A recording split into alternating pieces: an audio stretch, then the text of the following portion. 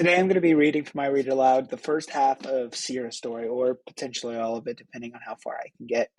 This story is a very serious story, and it does have some very explicit things that go into a middle schooler's life or a high schooler's life of mental issues, anxiety, depression, and what can lead to those things. And it really goes into how therapy and other things can help. This is something that us as teachers need to realize that our students might be going through that we need to make sure we're there for to tell other teachers, tell parents, tell administration. We need to be able to be there to help our kids. But this story, it's a very serious story, and very it's very sad at some points when I've read it before, and I'm looking forward to reading it to you guys. But I am going using this story to kind of represent three standards: 7.2, 7.3, and 7.4. Um, and it's all ABCDs, all of those for English language arts for seventh grade. This is about a girl, and there's no last name for the author because they wanted it to stay very private. But this comes from the National Alliance on Mental Illness website, and has a bunch of other information about mental health and how you can help it. But this is just a single story. Um, so the author of this is Sierra, but there's no last name, like I said. So I'm going to start reading. Sierra's story.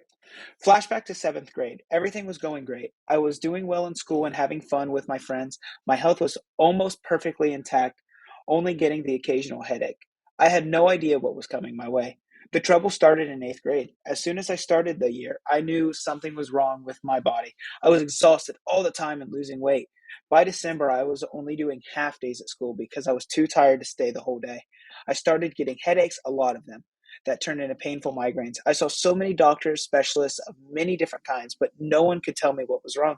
By this point, people started looking at me funny, and I could feel myself losing friends as people asked me what was wrong, to which I had no answer. It wasn't until the end of eighth grade that I got a diagnosis. Mono, no big deal, right? That's what I thought. But the damage had been done. I distinctly remember having my first suicidal thought in the eighth grade. I was crumpled up on the bathroom floor, crying over a text message. The thought of dying threaded itself throughout my thoughts, but I soon dismissed it. Ninth grade came with a surge of anxiety.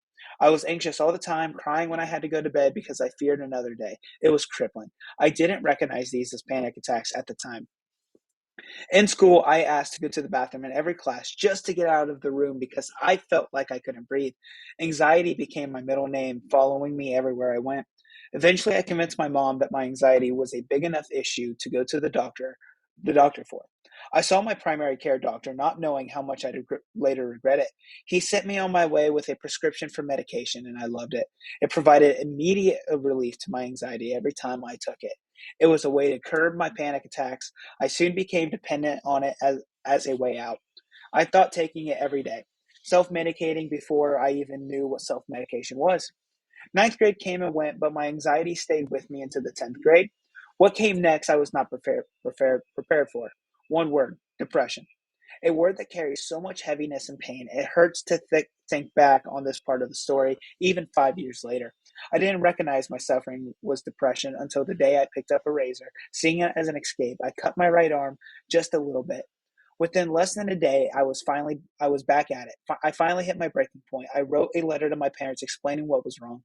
I watched them read it, and tears in my eyes. My mom rushed to the phone to call my doctor, who said I needed to go to the emergency room. It was a trip that would not be my last. In the emergency room, a doctor explained an outpatient program to me and asked me if I would like to be in it. It would involve leaving school for 3 weeks and spending 8 hours a day in intensive therapy. My parents were hesitant, but I knew I needed help. I agreed to the program, and I started that week. 3 weeks passed, and I came out of that outpatient feeling more hopeful than I'd been in a very long time.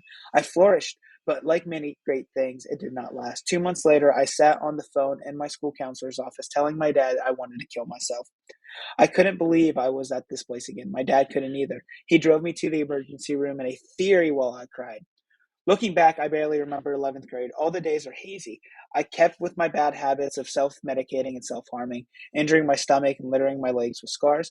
I barely slept, so I could be found exhausted all the time. My anxiety and depression were working in full force. Days of serious thoughts of suicide became a part of my world. It just seemed easier to me than going through all the pain, both physical and mental. However, I never made plans to commit suicide because I was afraid for a few people I had left in my life and to be left behind. A couple friends, my boyfriend, my sister, my parents, and my grandparents. Senior year, finally, I was ready to be done with high school. Just like everyone else, things seemed to be looking up. I got into every college I applied to and had the choice of going to whichever school I was pleased. Maybe DePaul University in Chicago, Drake University in Des Moines, or the University of Minnesota in the Twin Cities. However, my poor health bound me close to home, and I felt forced to give up my number one choice school. I instead chose to attend the university close to my hometown, where I was close enough to home for comfort. The unthinkable that then happened. My grandma passed away. My best friend in the world was gone. I knew that this day would come, but not as unexpectedly as it had. My boyfriend drove to the hospital where I saw her for the last time, an image that will forever be burned in my memory. My depression spiked after that. For so long, couldn't believe she was gone. It seemed impossible to me. My grandpa slipped farther into his dementia as I helplessly watched. So I'm going to end there because I know I'm over the 3 minute limit, but I just want to kind of just say, as a and this story does brighten up. Sierra does end up finding help, and she finds ways to be better. And now she's flourishing. She has went to college. She got a college degree. She's doing great things. But this is what us as teachers have to be able to look out for. We have to be able to look for students seeing what their problems are. We have to be able to see what's going on so we can do everything in our power to help them. This story, as it is very sad, it's very true. This is one of the more extreme cases. And then, like I said, the story goes with those standards because this is about a student being able to write their own stories, and that is a big thing that we focus on in seventh grade teachers focus on. Um, I hope you guys found this read aloud informing. I know it was kind of depressing, but it's something I know from my own school that I know I wanted to point out when I saw we kind of had creative freedom here. So I found a good article that I read, and I visited this website a couple times when I've researched mental health. So it's a very good website, and it even goes and things on getting help, places to be, and it comes with a bunch of other informing stories. So that's why I'm using it for my website of reference. So yeah, everyone have a great day. Great read aloud, guys.